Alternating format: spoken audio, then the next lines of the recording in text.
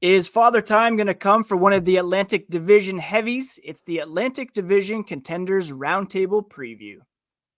This is the Locked On Podcast Network's 2024 NHL Season Preview.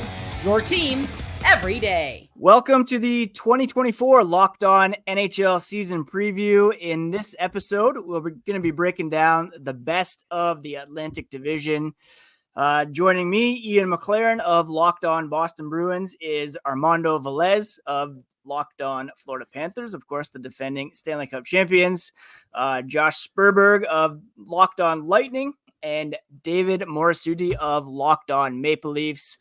Today, we're going to discuss who we think is going to win the Atlantic Division, how many points each team will put up, if any teams are going to fall into the bottom of the division. Is this finally the year that one of the bottom four takes a leap upwards? One thing that could derail the season for each of our four teams. The 2024 NHL season preview today is brought to you by FanDuel. Now, to get started, you can get $200 in bonus bets guaranteed when you place your first $5 bet at FanDuel.com. All right, gentlemen, let's get started by discussing who we think is going to win the Atlantic Division this season. Last year, it kind of came down to the wire between the Bruins that I cover and the Florida Panthers. Let's start with the defending Stanley Cup champions, Armando Velez. Who do you think is going to take the Atlantic Division this season? Do you think it's a foregone conclusion that the Panthers are going to take it once again? It's crazy because the last two seasons for the Panthers, you think of getting in the very last seed, and then you think about with how the postseason is with home ice advantage versus not, doesn't make a difference. And we know that in the NHL, it matters the least for home ice as far as the four major sports. But for the Panthers, I mean, there's still going to be a little bit of those growing pains post winning a Stanley Cup. But I think of just one of the teams that they beat 2 years in a row, the moves that they made to really load up. And I think of the Boston Bruins with their moves of Elias, Lindholm, and Nikita Zadorov. And I think now with Jeremy Swayman being the number one there, I think that they're going to be the ones to win the Atlantic Division this year. Josh, what about yourself? Looking at the Tampa Bay Lightning, do you think they're gonna do it, or who do you think is gonna take the Atlantic this season? I'd love to be able to say the Lightning, to be honest, but I just don't know if they're going to be able to go the distance in terms of the division. I think they're the kind of team that they'll probably sneak into one of the wild card spots. That's the way I see it for Tampa. I mean, obviously a whole lot of rebuilding with Stamkos going down, a bunch of new pieces that they got in trades and everything like that is really just going to change the way that the Tampa Bay Lightning kind of play hockey in some sort of ways. I mean, there's just so many different moving pieces in that roster this year. When you look at their lower lines, I just don't know if that's going to be enough to go with the division. But honestly, I do think the division winner is going to come from the former playoff teams from last year. My guess is going to be with the Leafs. I think they're just kind of starting to make that turn. And I think they might not break the curse this year, but I definitely think that they've got a legitimate shot to win that division. Austin Matthews is still one of the best, if not the best player in the NHL. I mean, just having a guy like that at the front of your attack can really bolster a team. And I think that the Leafs have enough talent that's just starting to kind of approach their prime and everything like that. And I think this year might be the year that they can take the division and give themselves a nice playoff advantage while they try and break that long curse. Sorry for saying that word, David. I'm sure that, comes up quite a bit on Locked On Leafs over there.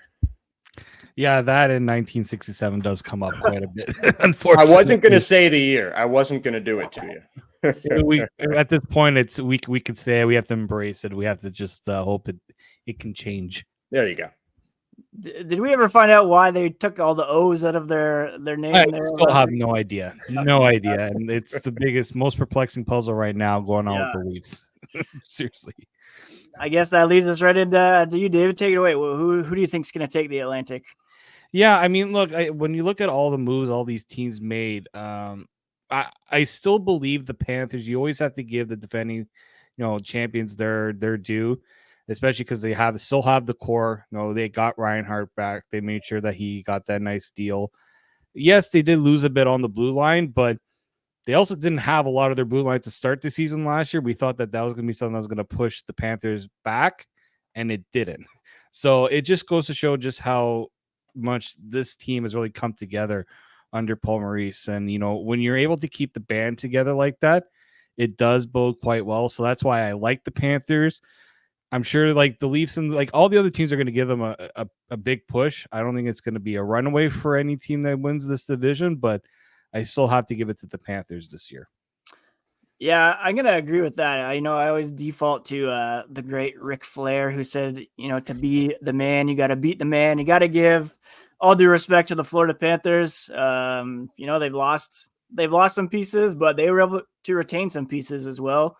And, they got that swagger. Maybe the one thing that could go against them is just having played so much hockey over the past couple of years, and maybe that fatigue. But that's maybe where a guy like Spencer Knight steps in and really helps ease the load finally as kind of a highly touted goaltending prospect. They still need to figure out their power play. That's with losing Montour especially. Yeah, that's true. That's a big loss for sure. I am tempted to kind of go with the Bruins, but I mean, you got to give all credit to the Florida Panthers, and they've been the best team in the East in the playoffs at least, and in the Atlantic last season. And I don't think there's too much reason to just say that they're going to bump out of that spot. That kind of brings us to the over-unders for each of our respective teams. FanDuel, obviously a great provider of that. Let's just go through. We'll go bottom up and assess whether we think it's over-under. For me, coming into this season, everybody always wants to say this is the year the Bruins finally fall off. 96.5. I mean, if they were going to go over 100 in a transition season like last year, they brought in some big pieces. I don't want to say there's no way they go under that point total unless maybe Swayman is MIA for a long period of time and they have to ride with Jonas Korpisalo. But everybody that they expect to be there, I'm going with the over on that one. What about the Lightning? I mean, that's kind of tough because I feel like going over a 98.5 is basically saying the team's going to go double digits or 99, neither of which you can really be too sure about. But I mean, I am unfortunately going to have to take the under here, but it's not going to be very much. My prediction for points this season for the Lightning is going to be at 95. I still think that could be enough to sneak into the playoffs. But I mean, again, it's just a matter of, how much the four other teams, as it were, can kind of make up that sort of ground. So I'm gonna say the under. Sorry to disappoint the Lightning fans watching, but it's not going to be by much, and it's just going to be kind of a grinded out season for Tampa, I think, this year. What are we thinking about the Leafs under new head coach Craig Berube? Yeah, I mean, when you look at the 101.5, the Leafs, ever since I'll call it the Austin Matthews era, they've only failed to go over 100 points once in a full regular season, albeit. So I think it's almost a sure bet with this team to go over 100 just because of all the talent they have. Yes, they have a new coach. The goaltending is something that's going to be something to watch throughout the year. But there's too much firepower, too much talent in this team for them to not get over 100. So Leafs fans, you can definitely hammer that one. And the Panthers? It's crazy because you think of the last few seasons for the Atlantic Division winner, 122 points for the Panthers in 2022, 100 over 130 for the Boston Bruins, the record-breaking Boston Bruins that season. And then last year for the Panthers, just over 110. So if it's 103 for the division winner and for the Panthers to be there, that's assuming that the Metropolitan Division is probably going to be once again not only the President's Trophy winner, but maybe the division that could be better head-to-head against the Atlantic Division. So I'm going to say over for the Panthers, mostly because of what we've seen, the trends for the last few seasons in this division. But I think that's still a little bit very low for the whole division as a whole. Yeah, I think I agree with that. And we're going to talk more about these teams individually and some of the players that they've added. who could be potential breakout candidates. We'll touch on that here as this preview episode continues. I am a huge fan of attending live events, whether it's sports games or concerts specifically. And one of my go-tos over the past couple of years has been Game Time. They make buying tickets to your next event so easy. And right now they have a new feature called Game Time Picks that makes getting tickets even faster and easier. Game Time Picks filters out all the fluff to show you only the incredible deals on great seats, so you don't have to waste time searching through thousands of tickets. I personally love the view from your seat, so you know exactly what to expect when you arrive at the venue. And again, you can take all the guesswork out of buying tickets with Game Time. All you have to do is download the Game Time app, create an account, and use code LOCKEDONNHL for $20 off your first purchase. Terms do apply, but again, just create an account and redeem code LOCKEDONNHL for $20 off. What time is it? It's Game Time, and you want to download Game Time today to get the best deals on tickets for your next event. All right, gentlemen, we're going to take some time now to talk about the most important offseason additions for our respective teams and what they mean. I'll go first this time, if you all don't mind, and just want to highlight, Armando's already mentioned these two guys. It's kind of a package that came on July 1st in Elias Lindholm and Nikita Zadorov. And, you know, you can't replace a Patrice Bergeron. I like to think of Lindholm as a Bergeron light option for the Boston Bruins. He's going to step in, play with Pavel Zacha on the left side and David Pastrnak, and has every opportunity to rebound and contribute offensively and play very well defensively for this team as well. He had a rough time last year bouncing between Calgary and Vancouver. Sometimes players, break out or explode in that contract year. Some guys don't do as well. And then once they find that familiarity, they really rebound. I'm expecting that for Lindholm. Zadorov as well. I had Thomas Drance on my podcast a while ago. He said that Zadorov is his favorite player in the NHL, period.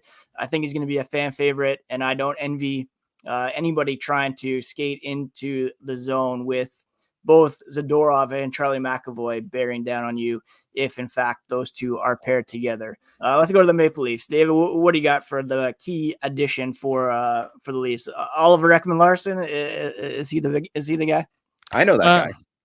No, I think it has to be Chris Tanev, right? You know, the Leafs blue line got the biggest overhaul I've seen, in a really long time. They go in and they add also Yanni Hakanpää along with Oliver Ekman-Larsson. This is something I think the Leafs have realized that needed to be addressed for years. Yeah. Obviously, they didn't have the budget to do it in past years because of how much money they had committed up front at forward. So, you get a Chris Tanev, you get a true shutdown defenseman. You saw what he did last year, even with Calgary, then getting over to Dallas, and how pivotal he was in their playoff run, going against Eichel and McKinnon rounds 1 and 2. Mm-hmm. Obviously, they had to face a gauntlet of McDavid in round 3, but they gave a good push there.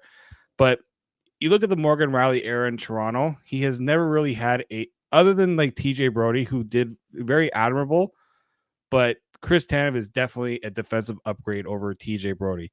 And he's also a natural right shot. The Leafs have not had a true right shot as like their top pairing guy with Morgan Rielly.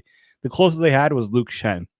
So essentially you're getting a much better, many times better version of Luke Schenn. Like Luke Schenn is a good defenseman, but Chris Tanev is regarded as the top shutdown defenseman. They did have to pay in term to get him, but it's just so pivotal to get that type of player, especially Craig Berube is going to need a guy like this that he can rely on in a lot of different situations. And it takes a lot of pressure off of guys like Jake McCabe, Simon Benoit, to not have to do as much of the heavy lifting for them. One guy in Tampa that I'm personally curious about as a keeper fantasy owner, Connor Geekie, a big-time prospect coming over. Who else is the highlight in terms of additions for the Lightning? I mean, I thought Connor Geekie was about to be a really bold take until you brought him up, but I mean, I think that's definitely one of them. I think the easy choice here is got to be Jake Gensel, though. I mean, he's same position as Steven Stamkos. Days after they make that trade for him, which frankly was a pretty cheap deal, the Lightning signed him to a 7-year extension. So honestly, I was about to say either Connor Geekie or JJ Moser. I think that Sergachev trade, trading him for 2 relatively unproven rookies, almost. I mean, that is just going to be kind of those are just 2 players to watch. If one player this season has to step up for the Tampa Bay Lightning, it has to be Jake Gensel. I'm not saying he is there to replace Steven Stamkos, but the reality is he's going to fill that position on the first line the year after maybe the greatest all-time player in franchise history leaves. So Jake Gensel needs to be good for the Lightning to succeed because they're investing a lot of chips in him. Yeah, for sure. And what about the Panthers, Armando? Who did they bring in to help defend the cup? Some of the guys that they brought in, Nate Schmidt, who was let go by the Winnipeg Jets, and very fiery during his media availability too. I mean, but I think that for the Panthers, I mean, bringing him in as the Oliver Ekman-Larsson replacement, I mean, I spoke about how there's going to be a little bit of growing pains on the power play. Is Nate Schmidt take that part of the lineup too? But also blocks per game. Nate Schmidt is higher as far as per game than Oliver Ekman-Larsson was last season. So, and we know that the Panthers' bread and butter is shot suppression, defense first, get your goaltender room to make a save too. So that's also why I'm very optimistic about that. And Adam Boqvist is one. We've heard all the conversation about Stan Bowman post Stanley Cup with the Chicago Blackhawks and how he was unable to build the Blackhawks. We talk about the guys like Kirby Dach. Adam Boqvist was part of that Seth Jones trade that, oh, are you rebuilding? But then are you not? And trying to make it one last dance there, not to steal a Chicago Bulls reference there. But I mean, you think about the inability to develop there. And then in Columbus, Adam Boqvist is part of a coaching staff that didn't really rely on young players too.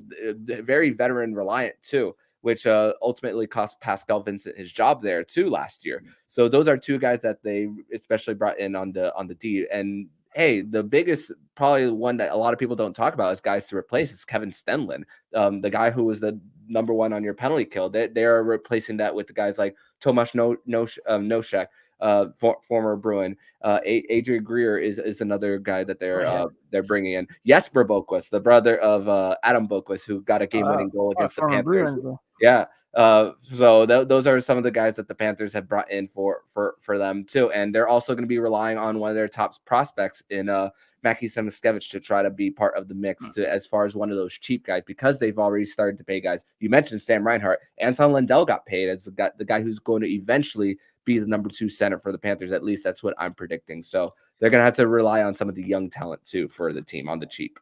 Armando, correct me if I'm wrong. Like, didn't Schmidt also play under Paul Maurice in Winnipeg? He did. So there's familiarity there.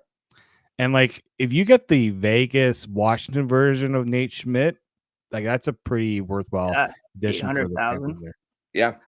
It wasn't that long ago that Adam Boqvist was in the same conversation as a guy like Evan Bouchard in terms of defensive prospects. Bouchard, major breakout. Boqvist, not as much. Real quick, before we take another break, one potential breakout player from each of your teams. Let's start keeping it going with Armando in Florida. Who's a breakout guy candidate? He mostly broke out during the postseason, but I think we're going to see it more in the regular season. That's Anton Lundell. I think they're going to start that. They may start that transition early of getting him to the second line, but it's also going to be dependent on how healthy Sam Bennett is, because his style of play, he's going to miss games with his style of play as being that a guy who's really forces his will onto his opponents too.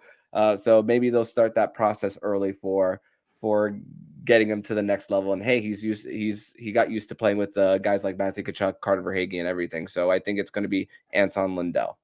What about a breakout player in Toronto? You know what?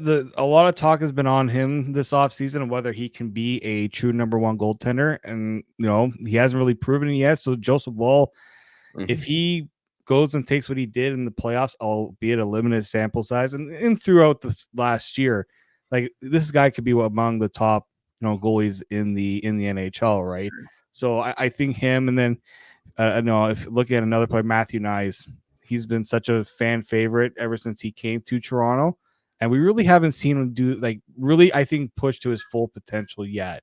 So that's someone else I'm keeping an eye on this year as well. Nice. And what about in Tampa? I'm going to go with Emil Lilleberg. He was acquired a couple years ago, minor league rights. Now he got a cup of coffee with the Lightnings during the season last year, just 5 games in the regular season, and that was all they needed. One-way contract this year, signed on July 2nd. One of the first Lightning offseason moves, aside from, I guess you can call the fallout of Steven Stamkos, where it seemed like they were just kind of grabbing every winger available.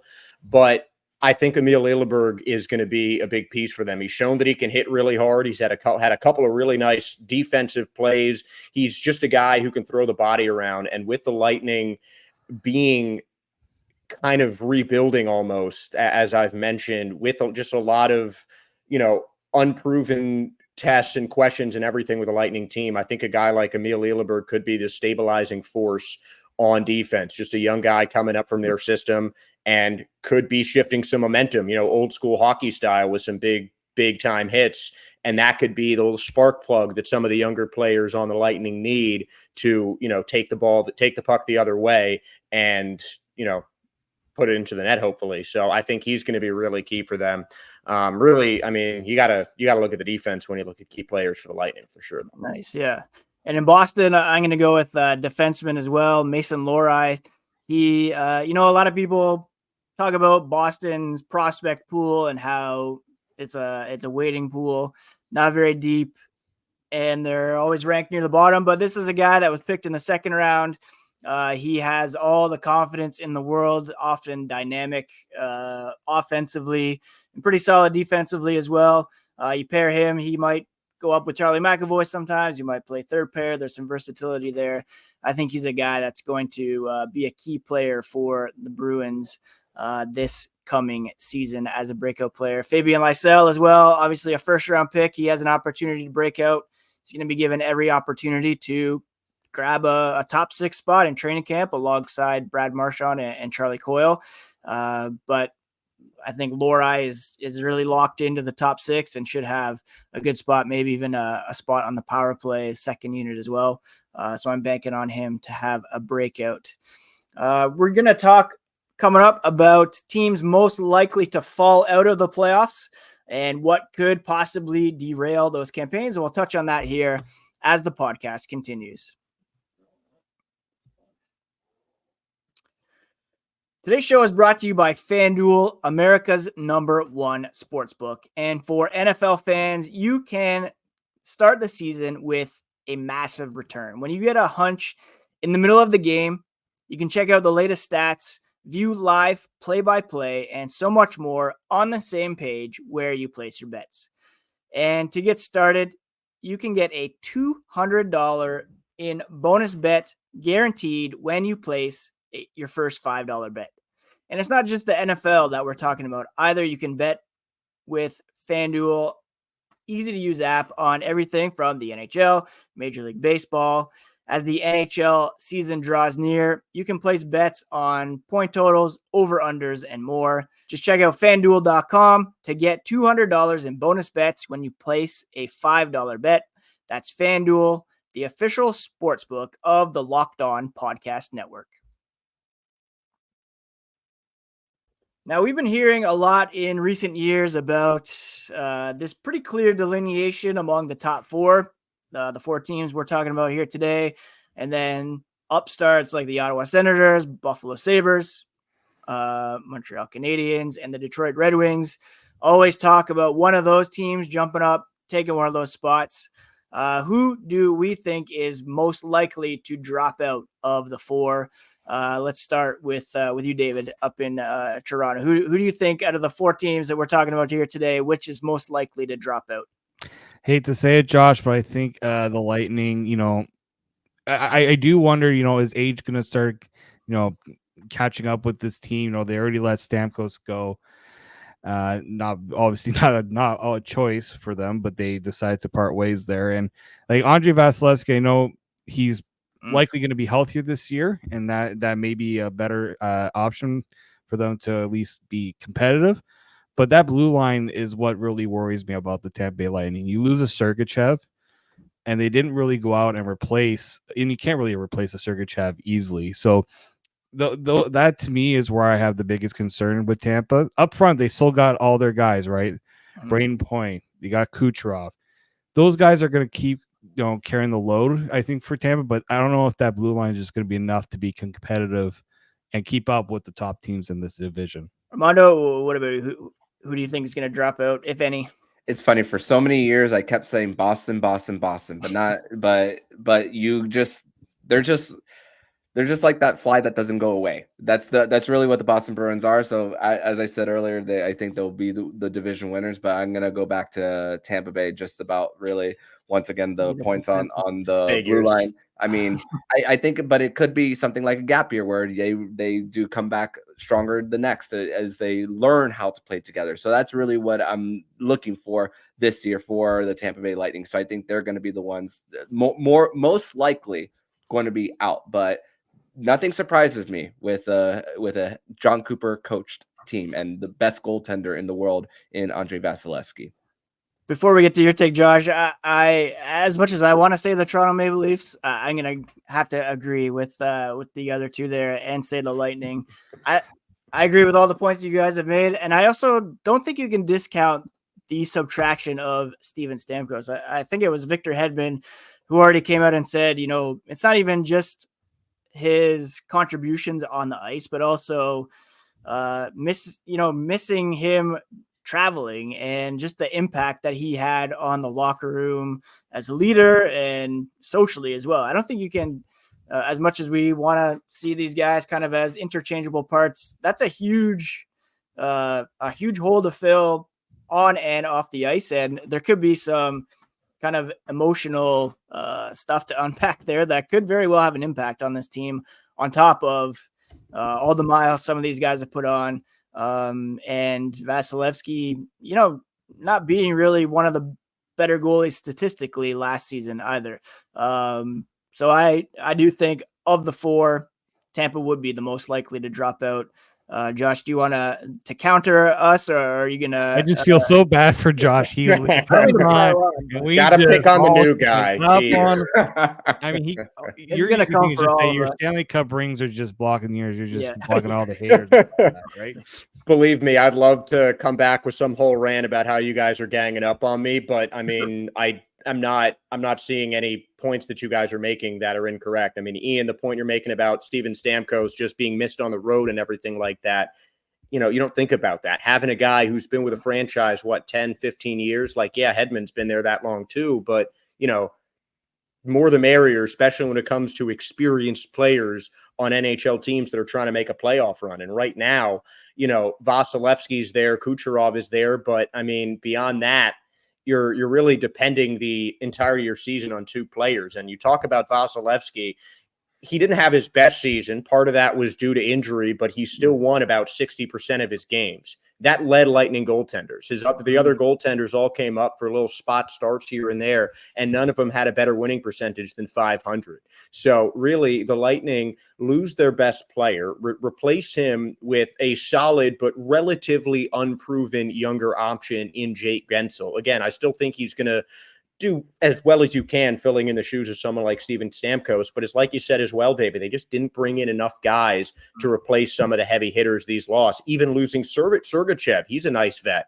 And I think Ryan McDonough is going to be a nice impact guy to replace him, and some of the young guys too as well. But you're just not bringing guys the same caliber weight as the names that you lost. And when that happens, things drop in the schedule. And I think the Lightning will certainly challenge for a wild card spot. But if any of these big four teams, as it were, are going to get dropped from the playoffs, I'm going to have to say it's the Lightning. Yeah. I think that's seems to be the consensus. What could be more up for debate is who we think might make the jump up to that fourth spot in the Atlantic, or maybe even higher, a wild card spot. What team do you think could jump up out of the bottom four? We'll start with you, Armando. Who do you think could make that jump? I think it's the Ottawa Senators for them getting Linus Ullmark as part of their goaltending. I mean, I feel like there's now not much noise there now that the ownership change has happened. Now with Steve Stamkos, they're for under contract for a little bit. Travis Green. Now there's a new opportunity there, so there's not as much noise as far as job stability. Pressure to win, yes, but stability. Now you're putting it on the players to finally put something together, and now they have a bit of a backbone. They don't have to deal with they'll have a full season of Shane Pinto in the mix too. So that's another thing there for that. The Sens. So that's a team that I think is going to rise above. Josh, what about you? Who do you think could make that jump? I talked about the Canadians earlier with Lina. I think he's a great player, but is that going to be enough to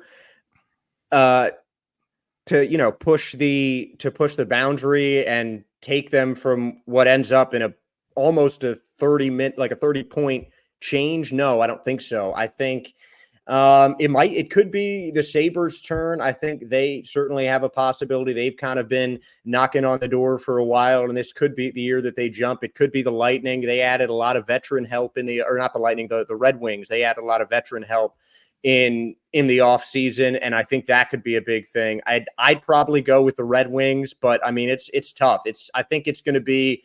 I genuinely think this Atlantic Division, it's going to be your guys' three teams are going to borderline coast to the playoffs, but especially that fourth wild card spot, that last spot from the Atlantic Division, that is going to go down to the very end of the season, because I think that enough has gone on within the division that it seems like almost any one of these bottom four teams can jump up, with the Lightning showing the only sign of weakness by losing Stamkos, for lack of a better phrase. So, I mean, it's very even. I think if there's going to be one, though, it'll probably be Detroit. David, who do you got jumping up? I mean, I'm just wondering when do the Buffalo Sabres finally make that jump as a team that such an impressive collection of talent, especially young talent on that blue line. It feels like at some point they got to be able to take that next step, right? It was a little interesting to bring Lindy Ruff into the mix after all these years away, and I'm sure there's gonna be a lot of nostalgia there in Buffalo with that, but that's just an impressive group of players, right? I guess the big one for them will be goaltending.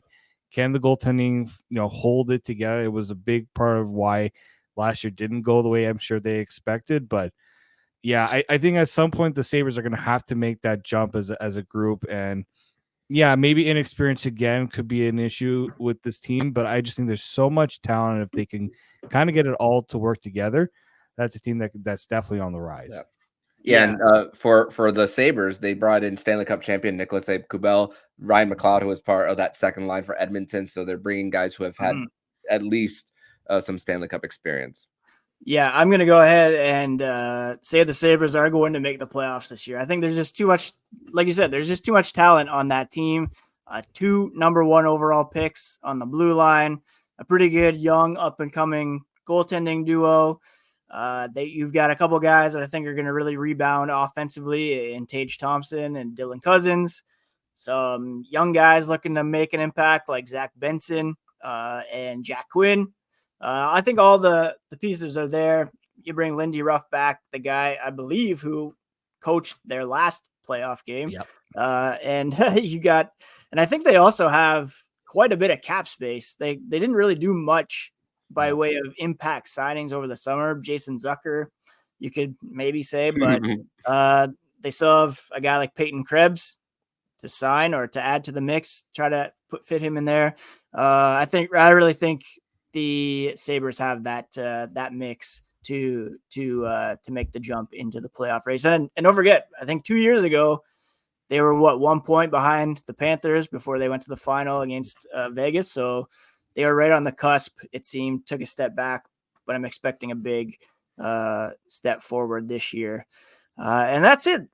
Thank you so much, everybody, for making this episode of the 2024 Locked On NHL season preview your first listen today. So much great stuff, and it's going to be very intriguing Atlantic Division season to be sure. Don't forget to check out the rest of the division on every episode of or the rest of the NHL on other preview episodes of the 2024 Locked On NHL season. Make sure to catch Locked On Leafs, Lightning, Panthers, and all the season previews will be on the Locked On NHL podcast feed and on YouTube, wherever you get podcasts. So be sure to subscribe to Locked On NHL as well as your respective favorite teams show. It's all part of the Locked On Podcast Network, your team every day.